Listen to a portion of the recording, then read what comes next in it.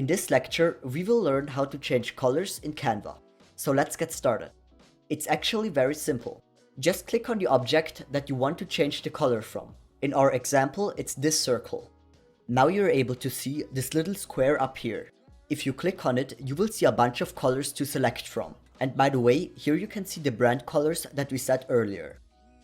But we want to select our own customized colors. For that, simply click on this plus icon. And there we have a color picker.